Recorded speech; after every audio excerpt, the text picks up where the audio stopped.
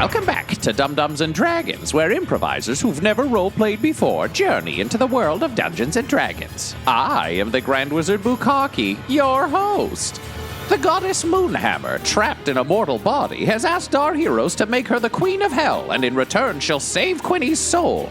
But will Bobbert and Moonhammer really be able to patch up their relationship? Has Alan finally found her magical soulmate in the enthusiastic Bucky? How the hell are our heroes even gonna get into hell in the first place? Find out next on Dum-Dums and Dragons. Funny thing, that's why I'm here. You're gonna give me my Queenie back? Yes, and you only have to do like one tiny little small favor for me. Well, I mean, that sounds like a deal. Okay, great. What do I gotta do? Just gotta make me the Queen of Hell. No big deal. Oh man, I was worried it was gonna be math. We can do this. Having decided to assist Moonhammer in her quest to become the Queen of Hell in exchange for the Queen of Hell allowing Quinny's soul to leave, you reconvene. However, Alan, you still have a problem. You're able to get Quinny's soul out of hell, but Quinny's body has been lost. Look, I've been working on finding Quinny's soul. We got that covered. But remember how his body got struck through the chest with the sword and then I maybe Burned it to ashes while you tried to kill me? I wasn't trying to kill you. Well, it had most of that effect. Intent matters. Don't worry. See, that's why I brought Bucky, though. This guy right here, amazing at magic, also will just save me from you. I don't know how, didn't ask. Haven't told him that this is his job, but he'll get it. Bucky has done everything I've asked. He can pull the card. He can draw drawings. He may have ghostwritten my novel. Maybe not. My name's on it, not his, but it'll be fine. I'm fine now from magic, so you do what you got to do. Now that he's back, you can actually see that his naked body is covered in burns. Yeah, it's real bad. Because, like, the armor superheated. Yeah, I look like a melted wax person from the neck down. I have the body of Tommy Wiseau. We all got scars. Well, way to make it about you. I was trying to connect. And I'm trying to say you're not alone in this. Oh, Unless okay, you well, want to be alone and unique, and that's fine too. Listen, there's a goddess here. I'm not sure where I stand on the whole cleric thing, but we'll sort it. I'm hoping this is my penance. I look at Moonhammer and my shoulders just tuck in and I get really small, like my whole body's there and I'm just waiting for an answer. It was one of those where you throw off something casually that's really important. Basically dealing with Moonhammer, even though it's about like his soul crushing depression, he still treats it like an elementary school crush. Like, where you're just like, yeah, it'd be cool if we went somewhere. Wait for the answer, wait for the answer, wait for the answer, wait for the answer. Okay, we'll find a way to get into hell, I guess. I have an idea for that. Oh, okay, great. Find Quinny. And Quinny can leave, but then Quinny would just be disembodied soul? Well, I think I've got an idea for that too. You may have an idea, but I have a solution. We're good on that front. Don't worry about it. We might be on the same wavelength. Oh, yeah. Don't worry. Should I ask? You can ask if you want. All I'm saying is somebody got a body ready for Quinny. What does that mean? I made him a body. Out of what? Okay, come on. I got to show you. So I like wave everybody over to. This is not going I thought it was going to go, but now I can see where it's going. I'm like, I'm so glad you're here in person. This is fun. So I bring them both over and I Yevgenovich and Annan are smoking next to the battle wagon, kicking the tires. Yevgenovich, hey, fancy cart, fancy case. Oh, we're doing the fancy case? Oh, it's time. He immediately takes a rag and soaks it in some water with like flowers and stuff. It actually smells really nice. And then he triple ties it around his face and he's like, it smells so bad. He goes to the back of the carriage. He opens it and he drags out like a huge case. Yeah, and he's like, ta-da! So I open the case with all of you on the other side and me on this side, and it's like Tarantino like light coming out, and I'm like, you gotta see this. And then walks away. And I spin it around. Inside the case, I've Frankenstein monstered a body together out of parts from the gods I've murdered because I realized we had to do this. So interestingly enough, all of the body parts sparkle a little. So you're realizing I did actually get gods. There's no rotting. There is what looks like a small goblin that's shit a lot in the corner. And that's the smell. So I'm like, well, we'll get to you. I point at the goblin. So the body you're looking at has been pretty perfectly constructed, and it's got like a soul stone set at the chest. So it's made up of parts from a couple of different gods. From the waist down, I have killed the god of donkeys, because that god, I felt like I really owed it from the Donkey Wars. So the body's like a Mr. Tumnus. It has donkey legs, and attached to the head are two donkey ears, because I know from the war that donkeys hear real good. The torso is from the god of ripped gnome abs, because I thought Quinny always had like strong core strength. So that's the torso. And the hands themselves, they're almost like bright green, and every finger is a different color. And I explained that I took the hands from the god of finger puppets because I knew that Quinny was really dexterous. So I needed a god who did like a lot of like finger moves so he could do whatever he needed to. And then the head, which is sort of my piece de resistance. I thought to myself, and I'm sort of like walking you guys through my process for selecting the gods. And I was like, what do I think about Quinny? A, super masculine. B, super pretty. What do I do? And that's when I went out and hunted down the god of bearded ladies. Not people who believe themselves to be transitioning or anything else, just people who literally identify as bearded ladies. So when you look at the head, it is the head of a beautiful woman with a fully grown beard with donkey ears attached, so that it keeps him manly and attractive. So he's got like the ripped abs. So that's sort of the Frankenstein monster that I've put together here. And I'm like, boom, put him in there. He's going to be so happy. Bucky throws up because horrible murders in a box. But then he puts his hand on Butthole's back. He's like, classic. He's going to love it. I don't know that I believe that these are all gods that you killed or like. No, they're How did you choose who you killed? You just murdered people? No, I murdered gods. See how they glitter? You look at those legs. That's the god of donkeys. If that was a donkey, I killed that god 3 months ago, and it hasn't rotted at all. Who Pet the the fur. hell are you to decide who deserved to die? I had a god I thought had betrayed me. I'm an impetuous man. I have strong feelings. It's why I became a cleric. And honestly, none of them are Raxivores, who even cares? Yeah, see, Yevgenovich gets it. Bucky helped. One time a guard fell on him, and I killed that guard, but it's like he did half the work of getting them on the ground already. Oh, thanks. He made it a real comfortable death for that opium addict. I don't know how I feel about this. I feel like it's pretty great. You found a way to get there. I found that. I took care of the magic thing. It's great. Also, Goblin Jr., I got this for you. And I pick up the cage with the shitting goblin in the corner. It is glittery, and he's wearing like clothes made of wolf pelts. I knew our parting wasn't that great, so I got this for you. It's the god of goblin wolf riders. Do what you want with him. And then I like open up the cage as I put it on the ground. All yours. Snarf! And he immediately grabs the goblin, who starts screaming and drags him off into the woods. And again, in classic Jurassic Park fashion, you just see like lots of rustling and some goblins screaming. That's where he's at for now. So guys, there we go. We got a body. Here's what I'm thinking to get to hell. Does anybody like... I'm horrified, but I also don't have a better solution. So I reach into my back pocket and I take out my soul stone that I got on my way out of the casino, and it still has my soul in it. Clearly, I've murdered a lot of gods. Moonhammer, you're here. Oh, that sentence fills me with happiness and regret and depression. Knowing I murdered the gods and trapped you in a human body and all that, and I dedicated my soul to you, would you say I'd go to hell if I die? I mean, It's okay. You can be honest.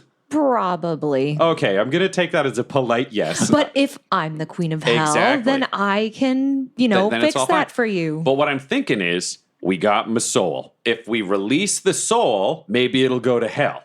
And then if you got a way to like tag the rest of us in, just follow the soul. Moonhammer and Alan, can you both roll me Arcana checks, please? Sure. And Bucky, can you roll me one as well, please?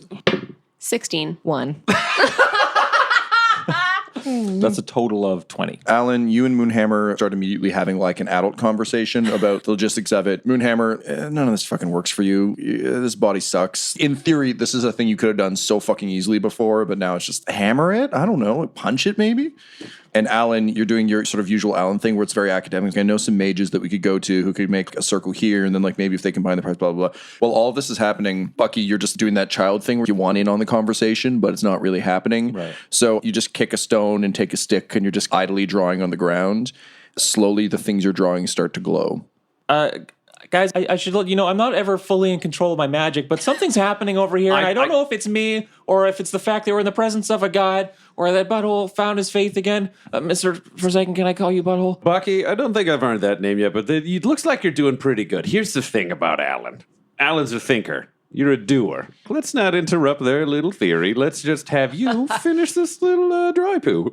So as you continue to draw, Goblin Jr. reemerges from the bushes, and he's limping over, and you notice he's dragging the goblin's leg, and it snarfs at you, and he snarfs at the body, and he's like, Snarf? I'll be back. I'm just going to do this little bit over here. So I take out what looks like what they have on like jewelers. Like it's got those like giant lenses. It's like a headset. Yeah, And that I kind of put thing it that on. Tornado Town Terrence would break. Yeah, and then I turn the case back around. So all you see is I've already built a matching headset for Goblin Jr. that goes on. You would hear the building sounds from like the very first Warcraft game. And you're just seeing like sparks fly. And Goblin Jr. and I are both throwing our hands up and like trading tools and like drills and hammers and shit. And then when we step back, it literally looks like I just did a really shitty sewing job of attaching that leg where the other leg was. And he's like, snarf, snarf. Amazing. So you do all that. Bucky, the circle's starting to glow, and you can kind of hear faint wisps, and you can see the ground is descending, pieces falling away. It almost looks like it's making a stairwell. Guys, things are still happening here. I don't really know what's going on. Alan and Moonhammer, what are you guys talking about? I feel like there's some sort of gate that we can just smash open. Where? Can we just like start smashing things and I'm sure that we'll find it? Just like right here in the ground with a hammer? Yes, with a hammer. What else would you smash things with? I don't know. I usually just hit things with my staff. Smash cut back to Bucky. You can hear sort of like cries of torment coming up from from the hole in the ground you Right made. beside Bucky, he's panicking, but I'm just patting him on the shoulder while strapping back on my whole armor to gear up for the whole thing. Yeah. Guys, I think I've opened a portal to hell. Guys, I'm going to go in and just have a look around. I grab him and I'm like, listen, you've been doing a lot of muttering. You did a great job. I think we should call them over to appreciate your work. Hey, Alan! Moonhammer. And I do like a subtle little Bucky, bow. can you roll me a dexterity save? 10. A red skeletal hand shoots up from the hole, grabs your foot, and pulls you into the void. Wait, what? Moonhammer and Alan, you just see a slip of Bucky disappear. Probably better than our idea. Let's go. Yeah. And together you all quickly make your way to the hellmouth that's opened. You can see that the chunks have descended into not quite stairs, but kind of, again, those like floaty islandy things from Dragon Ball Z headed down. In the middle of it, you see Bucky flailing and screaming, being pulled down into the depths. Help, this thing's got me. Do you descend the steps? Do you leap in? What do you do? I'm going to jump right after Bucky. I'm following. Well, of course I'm coming. The Goblin Jr. will follow us. Goblin Jr.'s like, snarf, snarf. And Yevgenovich is like, I'll watch the cart. Wah-ha! Damn, that machine gun would have been useful. You see him dragging it over to the hellmouth and pointing it directly down, being like, I got you back. So you all leap into the hellmouth. You know, it's kind of an Alice in Wonderland situation. You're falling past ragged stone walls. You see all the stairs that you could have probably easily taken, but are just shooting past. And luckily, just sort of right before you hit the ground, everything slows. Above you, you can see the hellmouth starting to close, and you hear Yevgenovich, I'm sorry! And it closes off on the tip of the gun, and you hear him swearing profusely. Oh man, that gun was so expensive. No one's just asked about why machine guns are a thing here. No, it's like a cranking repeater crossbow. Oh, okay. I'm fine with that. It's all steampunky. He has to turn a crank, and it reloads the thing and fires Well, through. now that you've explained it, I helped invent it. And by helped, I mean Annan invented it and I was nearby. You find your momentum slowed, and gradually you all settle. You see Bucky standing in front of a very large granite desk. Behind the desk is a very thin, spindly red classic devil with nice little horn-rimmed glasses and a mug that says Mondays. It's waving a finger. You know, it's most rude to just open doorways into hell. I'm sorry. I'm not in full control of my magic yet. Oh, well, I understand. I mean, it happens more often than you think. I'm just saying, you know, it's varying. There's so much paperwork to fill out. I'm sorry. I understand. Is this where I sign in? Yes, actually it is. Behind the demon, you can see there's just racks and racks of paper. There's a giant corkboard with just all sorts of shit stashed to it. And it looks very much like the office at like a DMV or at a Service Ontario for us Canadians. Well, us Ontarians. You're welcome, the rest of the country. But we're not sorry to Quebec.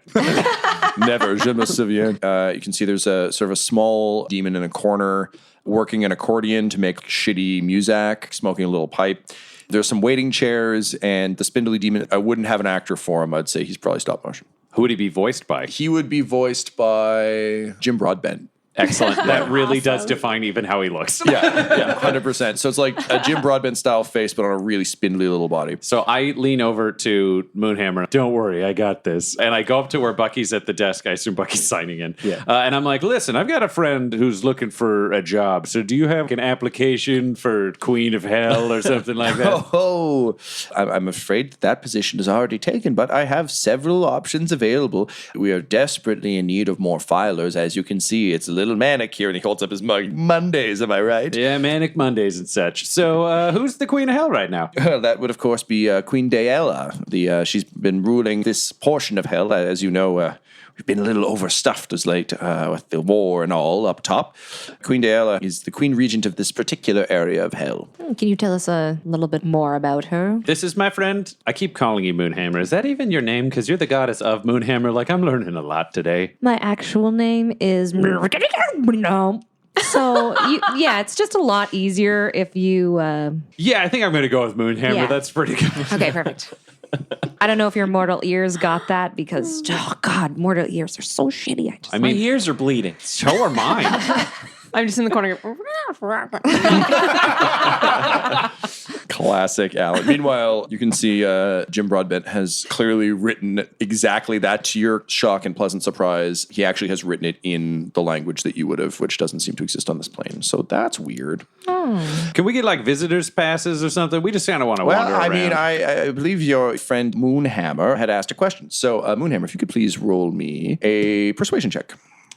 21. You get the sense that Jim Broadbent Demon has been kind of bored, been filing lots of paperwork. So it's one of those, like, someone stopped by my desk, any excuse. Can we call him Hellbent? Yes. Okay. Yes, you can. So Jim Hellbent, he explains that Dwella is one of the many warring gods, demons, etc., that are always jockeying for position. For a long time, she was sort of like the major domo to an archfiend who controlled this region and several other regions of hell.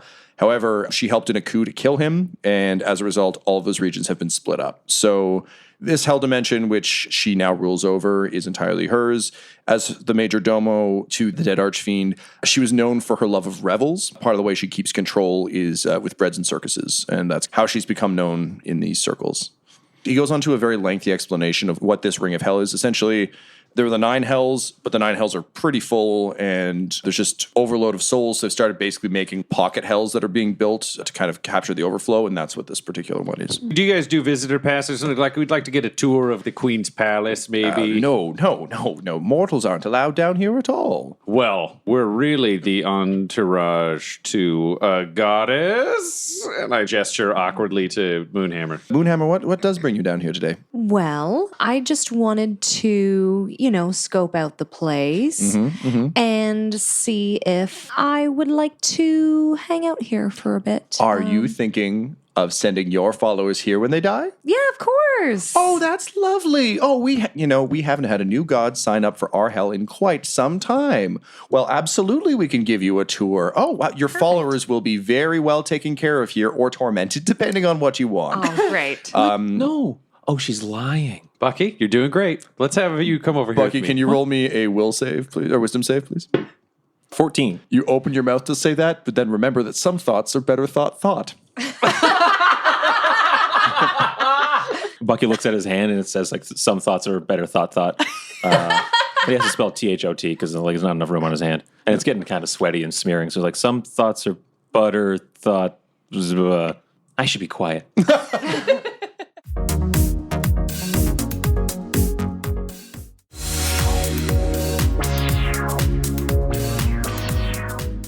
Jim Hellbent issues you your visitor's passes. Now, Miss Moonhammer, as I'm sure you know, you'll need to cross the River Styx in order to visit Dwella's realm.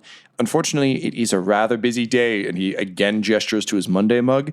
I'm afraid our services are somewhat limited, but I'm sure on the riverside you'll be able to find someone to take you across. Most of our larger vessels have already sailed for the day, but I'm sure you may be able to find the equivalent of a River Styx water taxi and someone to ferry you over. I do have one more question for you. Yes. The current Queen of Hell, does she have any, just for curiosity's sake, any weaknesses or anything like that? Roll me a persuasion check there, please. It's like you've always been a listener. 19. All right. For the first time, an opposed roll. So Jim Hellbent looks a little nervous, a little concerned, and then finally he leans across the table. Look, I really shouldn't be doing this, but it has been rather boring here today. I mean, I did get to snatch that small boy from the upper realm, and boy, that was fun. But aside from that, it has been rather slow. He explains that Dwella never really considered what ruling will look like. That's kind of her problem. She was very eager to help overthrow the archfiend, but she hasn't really elevated herself beyond being a vizier. So she's still very concerned about appearance and throwing parties and all that sort of stuff. But everyone can feel that there's a fairly loose grip on this Ring of Hell right now. And her weakness is that she has a bad habit of staging large spectacles. And I remember the arena. This may be a time for the Forsaken. Wake me up inside. Oh, God damn it. And the sword inks. And I'm like, son of a bitch. And I have to jam it back in. Why does that theme song play everywhere?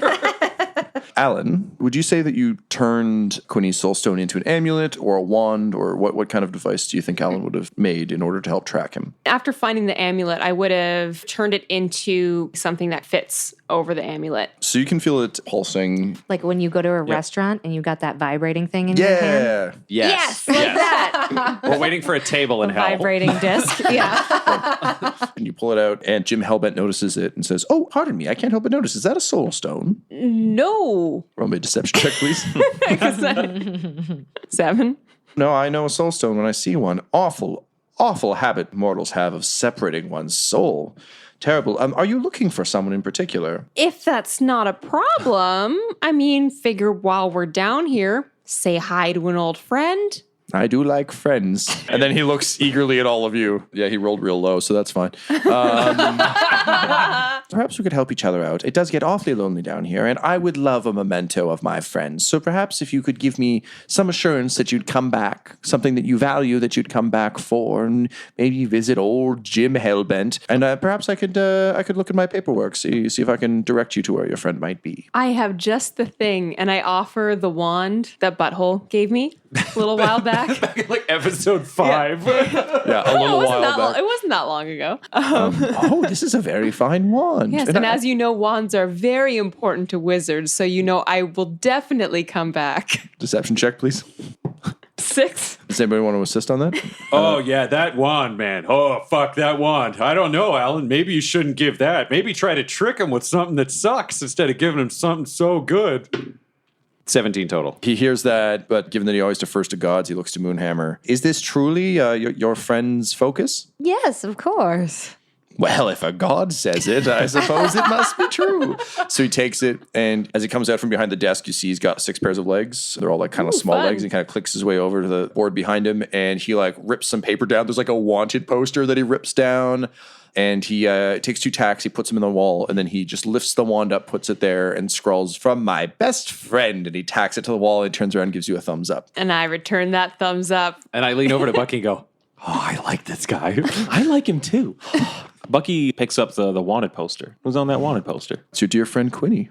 Guys, I have a picture of Quinny. This is him. Oh, good. So, awkward promise. Okay, what if we're looking for that guy? If hell's bounty hunters can't find him, I doubt you will. So what you're saying is that giving you that wand was sort of not that helpful. Is that your friend? That's who you're looking for? Well, I mean, he was our friend in the living world. We can't vouch for what he's done since he's been down You're here. friends with the demon scourge?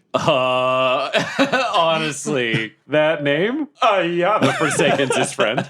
God, I'm going to get a sidekick who has a kick-ass name. Smash cut to Bucky. Okay. He seems very, very hesitant to tell you anything about Quinny. Oh, please, I'm his biggest fan, sir. Please. His heart breaks because Bucky. Can you roll me a check of some sort, sir? What do you want to use? Persuasion? Huh? Yeah, persuasion would be fine. Is there a desperation check? Is that an option? I asked for persuasion because it's +8, so 21. Similar to Ratatouille, we smash cut back to when he was a young demon and he was desperately trying to get a baseball signed by the archfiend that got killed by Duella. And he's like, "Out of my way, kid." And he shoves him into the mud. And Jim Hellbent was like, "Oh, never meet your heroes." And then tell me smash about book it. now. I see a little bit of you, me and you. And anyway, yeah, sure. I'll tell you where he is.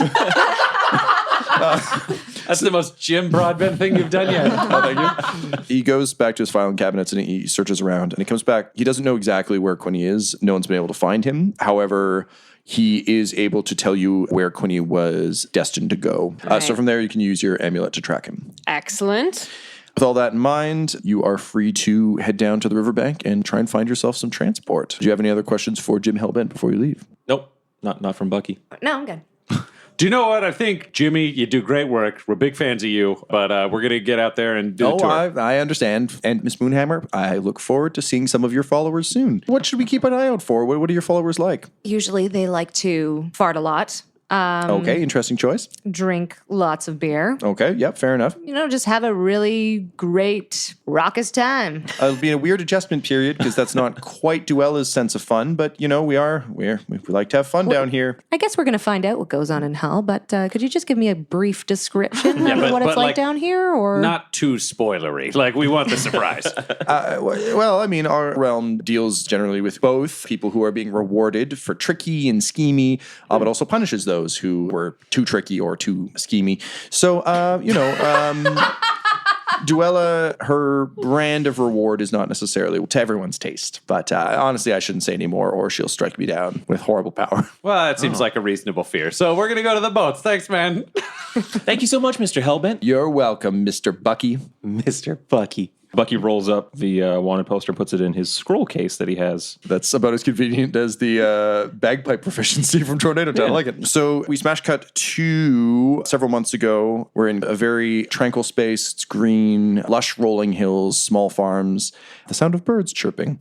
Avalon Riker is standing at the end of a path, preparing to take the longest walk of his life. He's dressed in a water-deep uniform that fits him very well, but that he seems rather uncomfortable with. In his hands, he's got a small bundle. He takes a second to steady himself, and he begins the long walk. Go back to here. So you step out of the back of the office, and before you is a vast landscape.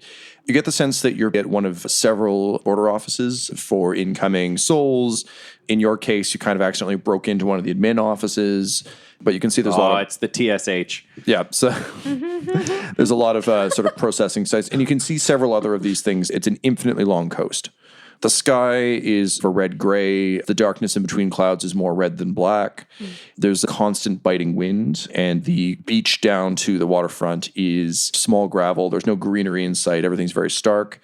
Styx itself is as wide as you can see, sort of a red roiling tide. You can see various ships in the distance, and there are a couple of kind of rickety-looking boats on the shore. Every so often, you'll see something fall flaming from the sky into Styx. I walk down to the shoreline and take out one of my hammers. And I start hammering on where you would tie a ship to. Sure, yep. And I start just railing on that, kind of like trying to get one of the boat's attention that's in the water to try to like come over. Can you roll me, please, a performance check? 13. So you're just wailing away on that metal thing. All the boats that are out on the water seem to be heading away from you towards the horizon. However, you see there's one that's kind of been drifting off the shore who turns and starts moving his skiff back. It doesn't look like a good boat, but it looks like a better boat than all the ones that are lining the shore, which look essentially like wrecks. So the boat pulls up, and it's a bunch of barrels that have been bound together with some planks nailed into the top of it to make more of a raft than a boat. And on the back is another demon who looks similar to Jim Hellbent, so like a very spindly praying mantis style body. And he's wearing a ragged gray cloak and using that classic ferryman stick. Oh, I heard the metal ding. Can I help you? We're looking to get across. Oh, pardon me. He turns away and he just like, yes, fist, because he's clearly been waiting around for people for a while. And turns back, oh, cool. Okay, yeah, great. No problem. So you wanna go to the other side? You have a location in mind? I'm just going to pull out the amulet and put Quinny's soulstone into it, see what happens, where it's going to point me. This is one of those awkward things where, you say like, follow that vehicle, only it's just where this lady points. Sure. So, And Jim Hellbent has also given you guys... Yeah, did he give us a name of a place? Or Yeah, it doesn't make much sense to you, but it just says the Plains. We're going to the plains. thanks, Bucky. You pay a lot of attention. I like that about you. Thanks. What do you have by way of payment? And his hand comes out in that classic, give me money. Well, you know what they say. It's always 2 coins per dead person, right? On the eyes. Is this one of those hells? It's hell, yes. I think there's 4 of us. That's 8 pieces of gold, my friend. Right in that palm. What about your furry dog thing? Oh, this is one of those hells where animals have souls. I like this. And I take out 2 more coins and then I give him 10 coins. He takes those, he weighs them, he nods, and he says, well, welcome aboard. You can all get aboard the raft, and you begin to set sail. Well, figuratively speaking, you set stick. We begin to ride barrel. So you've got a bit of time on Styx. Is there anything you guys want to be doing on the raft So in particular? I just go back and sit beside Moonhammer and It's been a while. You know? A while since what? Okay, well, clearly this relationship was more important to me than it was to you. But you know, we had some good times, didn't we? Yeah, there's all those times that I tried to speak to you and I feel like just went against. I mean, what about before? Why don't we call it the before time? Back when things were good. Remember, we had some like good times. oh yeah, remember when you farted that huge fart? I do remember that. Yeah, it was so huge. Yeah, and it Alan, was, can you roll me a history check? Yes. 20. Natural 20. Alan, 20. you remember every time. All right. oh man, you remember all those like people we healed?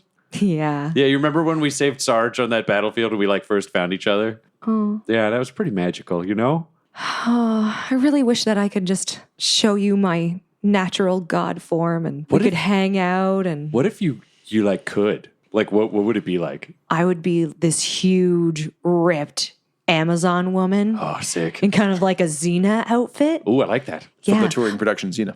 But my head, it's just so small in this mortal body. In my God form, it's so huge and round, kind of like a moon.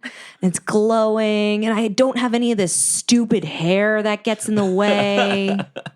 You would love it. I would love that, honestly. You know me pretty good. So like, you know, they always say people grow together and then they grow apart and sometimes they like grow back together. But I've been growing on my time and like, what do you want to do with like your future?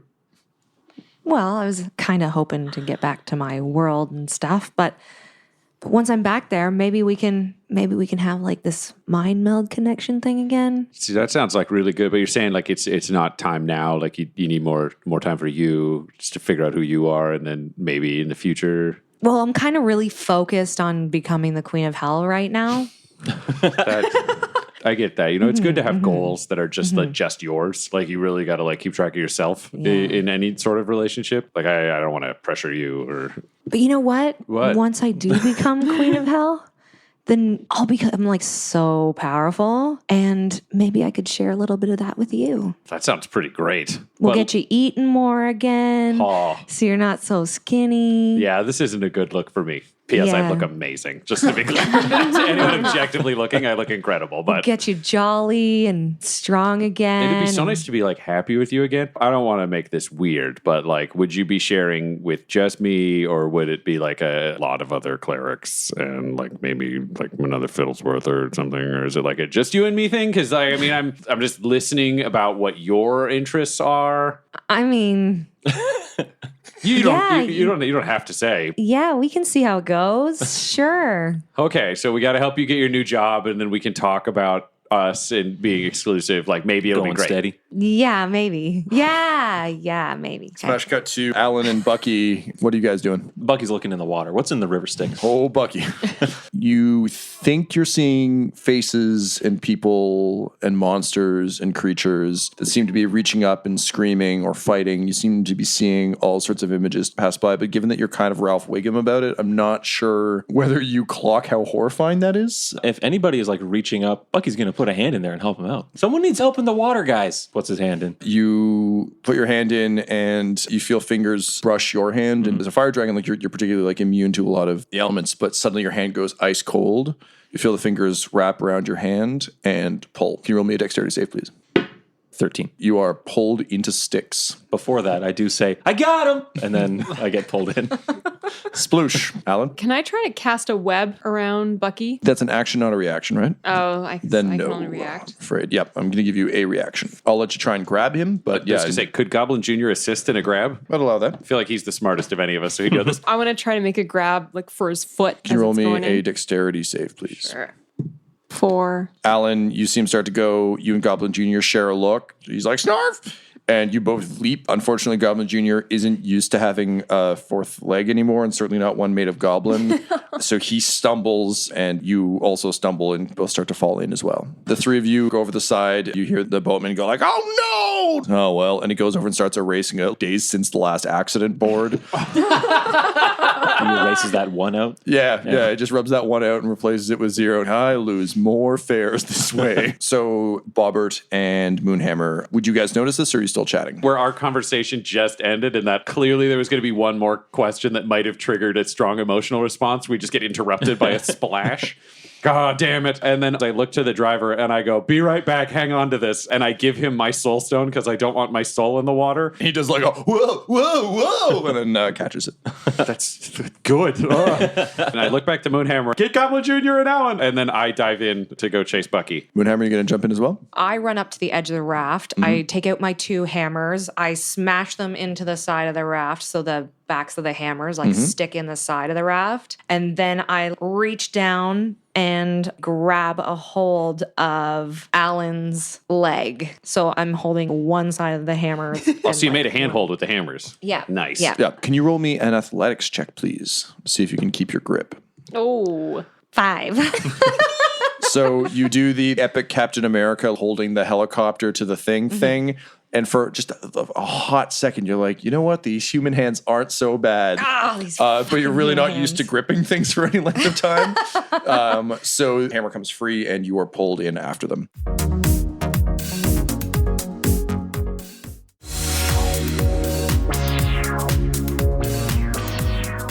You plunge into murky redness, and Bucky will, I guess, go with you because you're the first one in. You're holding your breath as long as you can. It's very confusing, murky. You can feel yourself falling deeper and deeper. The hand seems to have let go. Finally, when you can stand it no longer, you inhale, but rather than your mouth filling with water, you just breathe in air, and slowly the water starts to turn almost to smoke, and you land solidly on a path. So there's a pathway stretching out ahead of you. You can hear your compatriots hit the ground behind you. On either side, there are trees. Everything, though, is, think like Daredevil vision. So it's all red and black and smoky and weird.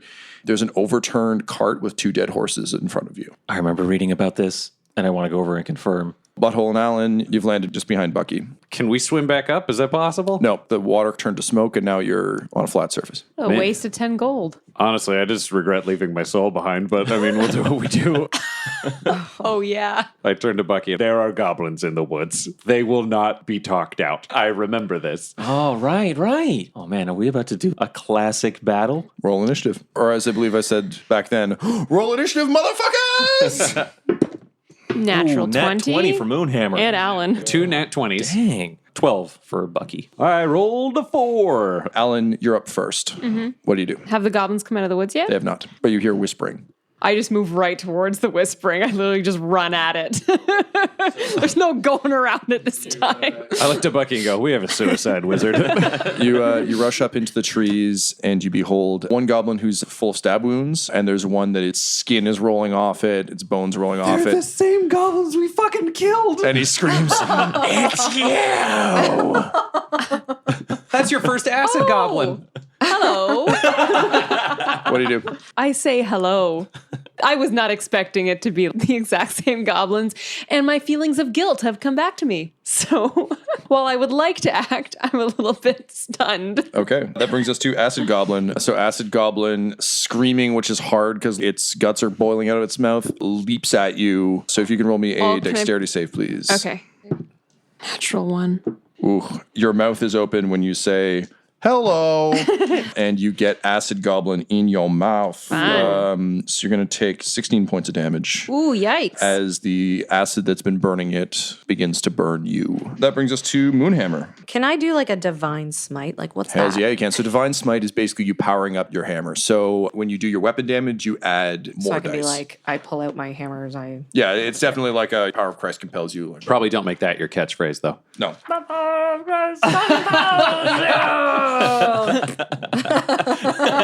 So I see the goblin. I pull out my one existing hammer. I whip it right at his skull. Roll me an attack, please. 19. Okay, that'll definitely hit. I assume we're talking about not the one that's in Alan right now, but the stabbed one who's standing next to him. I was going after the one that was about to hurt Alan. Okay. The hammer thwacks into the goblin's skull because, like, the flesh is all burning off. It's horrible, but it hits squarely. And then I use my divine smite. So now you get to roll your damage, and you're using Divine Smite. 17. The acid creature explodes in a shower of light, and your hammer falls to Alan's feet. Hey, nice. Thanks. Which brings us to Bucky. Bucky, being a fan, knows that there's goblins up in the hills the other way. So Bucky turns around and says, "In the name of Moonhammer and all my very best friends." And then he uses his flame breath ability as a red dragon, and a 15-foot cone of fire shoots out of his mouth. From the woods you hear, "It can't really be them, right? No, I think it is. No, I don't know. It can't possibly be. Well, if it is, I want to ask him something."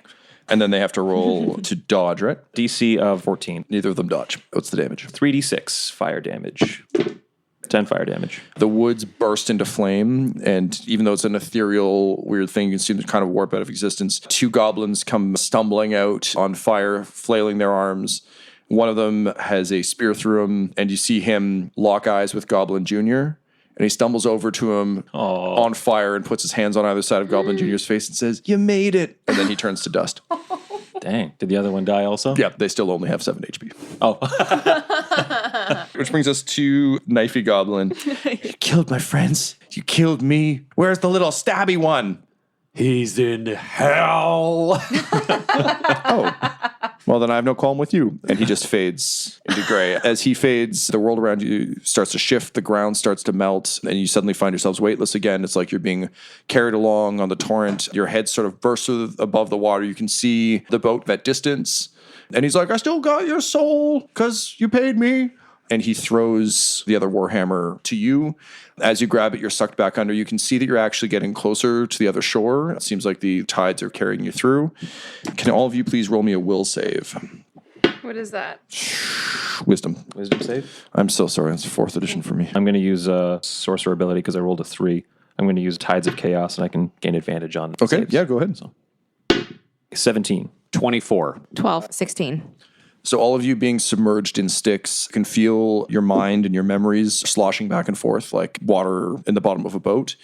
It's a horrible feeling for a moment. Your mind is completely blank. You don't know who you are or what you are, but you're all able to hold on so far. All right. The water pulls you back under. Do you yell anything to each other while you're above water? That was pretty cool. Honestly, guys, I think I may have found somebody who's really, I'm starting to not like. I like quietly say to Alan. Yeah, like his head goes under the water before he can. Yeah, I wouldn't say that where he could hear it, but I'm getting impatient. Great. And I just say, yeah, I know, he's a lot like you. And then you're all pulled under. So you find yourselves falling again, and this time you all land very close together. It's kind of awkward. You're all wedged into a small, long hallway. And ahead of you, you see a wizard running. "Oh, shit, you again?" Hey, Yarno! I know this. I know this one also. Oh, Bucky, here's the thing. If we need to catch this guy, Quinny was the one who did it. So step it up, bud. We're going to use the same initiative. Bobbert, you hadn't gone yet, so you're up. How far away is he? He's 30 feet away. I'm going to run at him. And while I'm running up to him, I'm going to be yelling, "Hey, remember that time you saw a hammer?" And just as I finish that, I'm going to try to run him through with the sword that I've got in my hands go ahead and now. roll. And I've got Goblin Jr. with me at the same time. The way Goblin Jr. I've always fantasized about this working. And I mean, it's been months, but we're going to see how it goes. He wants to take out the legs at the same time I hit the torso in the opposite direction. So ideally, in a dream world, we can chop someone in half and both halves of them will spin like pinwheels before they hit the ground. That's the big hope. 20, but not natural to hit. That'll hit. 10 damage. He looks pretty fucked up. You notice that he keeps reaching for a staff that isn't there and snarling. And you can see once you're up close, his face is all chewed up. There's holes in his robes with teeth marks and all sorts of horrible stuff. And I look at him and I say, "You remind me of a more innocent time." Why couldn't you have just let me run my gang in that small town you didn't care about? Why couldn't you have surrendered? Fair point. He grabs your face and hits you with shocking grasp. The lightning courses through you. You know what lightning's supposed to feel like. This feels like a mockery of it. It's almost as though the spirits and Styx are recreating what they know, but the damage is actually different. So take 10 points of damage, please. Phew, that's all they got. See, this is why I left my soul out. That's why I'm still so tough. Alan, you're kind of in a pile with everyone who materialized in this small hallway. I'm going to do my sure bet that worked against Yarno last time and hurl some magic missiles at him. All right. I will cast that at level 2. 12 damage. That is exactly enough. So Yay! Yarno sees the magic missiles coming and he's like, "Fool, don't you know I have oh shit, I don't have my staff." And the magic missiles pound him. He flies off of Bobbert, and as he does so, his body begins to twist and contort as though it's being eaten by a Nothic, and he turns to dust. Same sort of thing happens. You become weightless. This time you don't come up above, but you can feel yourselves being forced forward. You feel as though if you survive enough of these, you will make it to the other shore. Can everyone please roll me a Constitution save? Natural 20. 16 for Bucky. 9. 11. Bucky, Moonhammer, and Alan, even though you feel as though you're breathing down here, you get the sense that you're possibly still submerged. Your body reacts badly to that. Your lungs are kind of burning, but all of you are okay. Bobbert, you're going to take 12 points of damage as your body convulses. It's a horrible coughing with no air, and then you're able to kind of get your shit under control. Suddenly, before you, smoke starts to form into a large statue of a dwarf with gemstones for eyes. Behind you, a webbed door appears, and directly in front of you is the black spider, whose head is a weird mass of mush and skull. It quickly signs in hand drow angrily at you. I don't think any of you would understand that. But No, we don't speak that. You get the gist of it. I'm not wasting comprehend languages on this. Grumpy dead man. Moonhammer. I run at this spider with my 2 hammers out, and I like grapple up his back with using my hammers as Pitons? yeah, and I'm climbing up and I mount the spider. Yep. And I just start hacking at it with my hammers. Awesome. Okay, so can you roll me 2 attacks, please? 21 and 25. Both of those will definitely hit. 12 damage. 12 damage. And again, for your second hammer. 11 damage. As you'll recall, the black spider is standing on his throne, and there's like a bunch of spiders crawling around. Yeah, the black spider's weakness is hammers. He literally had his head crushed with 2 hammers. Oh, yeah. Moonhammer, you just rush this motherfucker, and you hammer him into paste.